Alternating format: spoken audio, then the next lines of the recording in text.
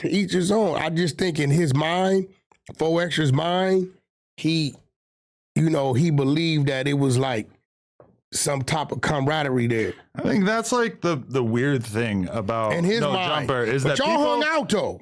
for sure, but people becoming a part of No Jumper, they start coming around. They already see that there's a lot of very controversial conversations happening on here, that there's a lot of stuff going on that, people are coming on here who don't get along with other people, etc. Yeah, y'all we hung out, but like, listen, y'all didn't. No, okay, we film YouTube videos. Well, I mean, y'all went to location. I don't think we ever hung out when we weren't filming a YouTube go to video. the gym. Yeah. You went over there to his neighborhood. Yeah. Y'all didn't went like to merch spots and shit like in his head, and I ain't saying he right. Maybe it's a learning lesson for him. In his head, he think, I'm gonna say this on some real shit. Okay. If it was some 5 people outside this building while Fauxer was in here, and I'm going to talk like he talk, no troll, talking about they want to do something to Adams because Adams did this and he know you did what they say he did. That nigga would have went out there and fought them niggas till he died. I swear to God he would have. That's where he was at with you. So that's cool, but that's not going to make me like just bend over backwards. I don't want you, but not listen, let people talk shit about his hand. No, let me ask you this: it ain't about people. You blow 3 fingers off right now. Yeah, hypothetically. And then we go on the Tuesday show, and obviously the title on the Tuesday show is Whack 100 blew his fucking hand off. I expect Munchie B. Munchie makes some jokes. I expect Munchie, Brandon. I don't think, I could be wrong, I don't think Aunt Hefe touch on it. No. I don't think Lush will with it. No, Lush will be glazing. Lush will be like, I will carry his fingers around for him. No, Remo wouldn't with it. But, the ones that you didn't, because I didn't say things about Munchie. So it's expected. Right. You get what I'm saying? That's why you ain't hear me saying why you ain't shut Munchie down. That's expected. I just know if dude would have came up here, did his pod, and left that out of it, I wouldn't have said nothing. I still ain't saying nothing. I'm just telling you how his mental is.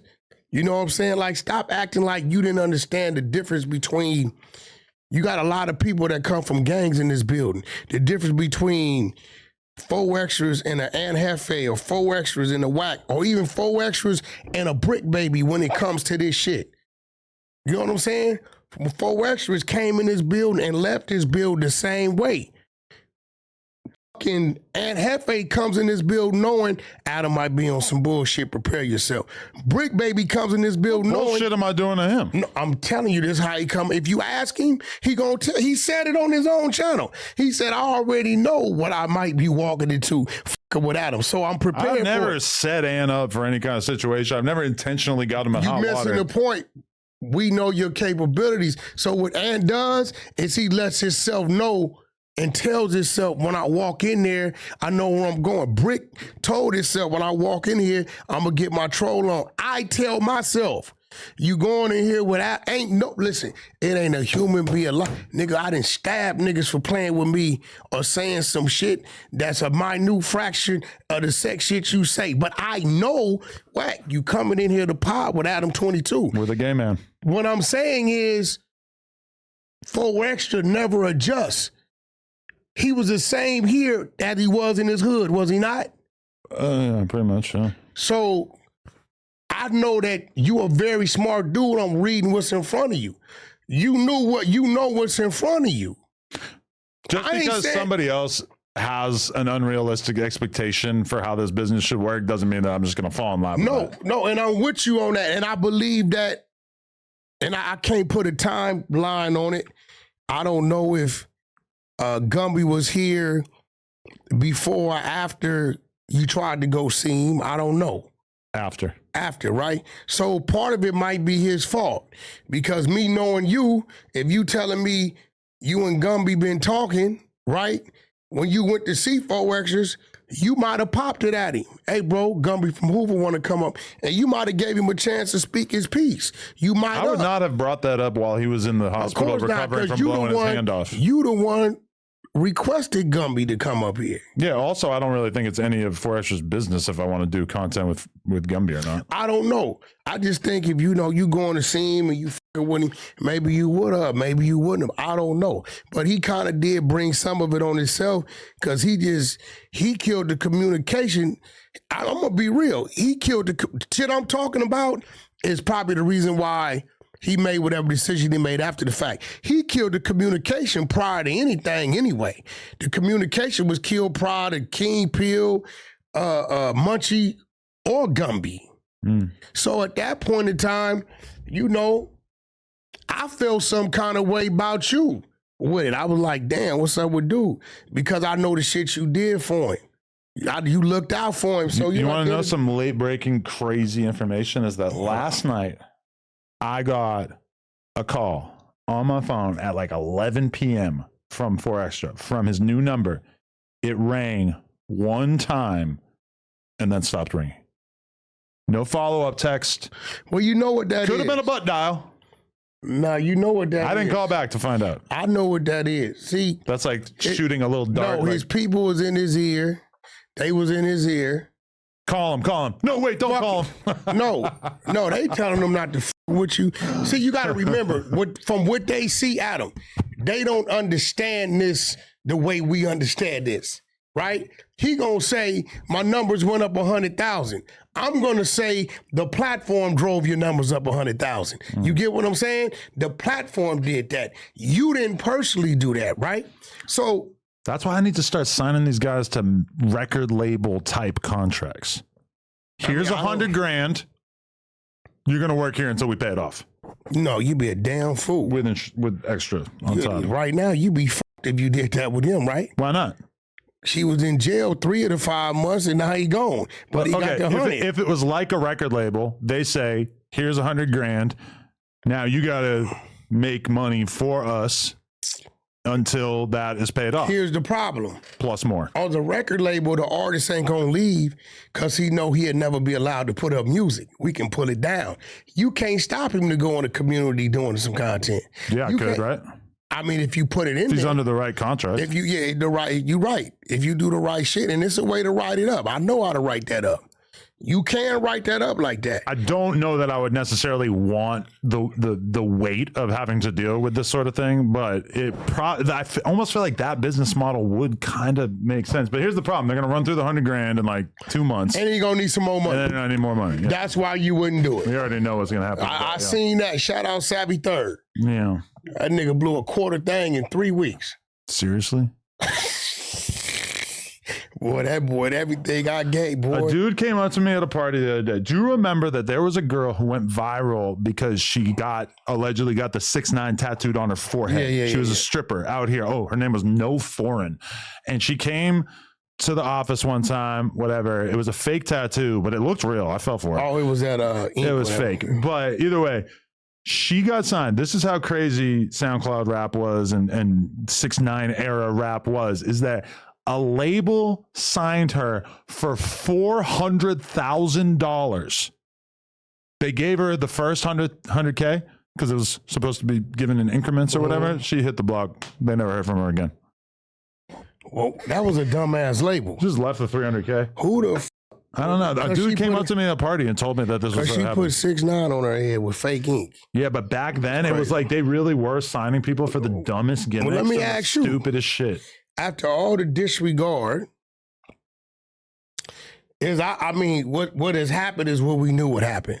With who? With 4Extras. I told people the closest thing he would have came to getting any money is if he had somebody come see him in that hospital bed. Once you left that hospital and you went to the studio the first night, nobody felt sorry for you no more. Right? Once you went, the fireworks diss. Yeah, he dissed the fireworks. I don't know why he dissed the fireworks. I don't understand that. Like somebody just told me that. I woke up in the hospital and I woke up alive. So he was dissing the fireworks? What the fireworks do to him? He lit the firework. The firework didn't like him. I have so much empathy for what actually happened to him. But how did he diss the fireworks? There's a bunch of things around it that I cannot help but laugh at, such as that song. Wait, did he say fireworks? Or firework K? All that. Huh? No, I'm just kidding. But he was like kind of like yelling, and it seemed like he was really mad. Like he kind of was dissing the fireworks, even though Obviously, they're an inanimate object. Oh, but first of all, he should have laid up in that bed until that GoFundMe got to about 30. No way I would have been seen. Because once he went and he was screaming off the back and doing this, people like, oh, that fool all right. Yeah. So at that point in time, we knew the 50 wasn't going to happen. That's some of his homies in his ear pumping it up to be more than what it is because they don't understand this shit. They really thinking what they thinking. That's why I tell homeboy management and what the block talking about should never be an influence on your corporate business because they don't understand corporate business. They don't get it. 50 grand, motherfucker. You talking like, what's that, like 6 million views? That's outrageous, yeah. Something like that, right? So, you know, at the end of the day, and then he didn't get the disregard to all y'all. Certain things, I'm going to put it like this. Birdman is my brother, love him to death, right or wrong. Nigga, if you got a problem with him, you got a problem with me, right? This for example. If a man starts to say, Birdman, if he let that type of poison come out his mouth, right? And this man was in the music industry, right? Birdman don't even have to say anything. Every door this man try to walk in that's associated in any way to this man is gonna turn you around. This shit works the same way, right? There is a table and we all see and we don't have to ask about nothing, right? If I see a certain person being disrespectful towards a certain person and you calling me for favor in the form of a bag, I'm going to deny you. This just real. You don't even got to say nothing. Like people, I don't think people get it. It's called politics. It's just, you don't get it. And then even if a person wanted to do it, they're going to call, which Adam cleared it. Can't put it on him. Adam said in front of the world, hey, anybody out there want to give him that? Hey, I'm fine. I'm cool with it. But people not going to do it that have a relationship, right, with that individual. Well, Wack said that he would do it. He just offered him 10% of what he was asking for. Who did? Wack. Oh, excuse me, Vlad. I always mix those up. Vlad was going to give him 5,000? I mean, that was a lot.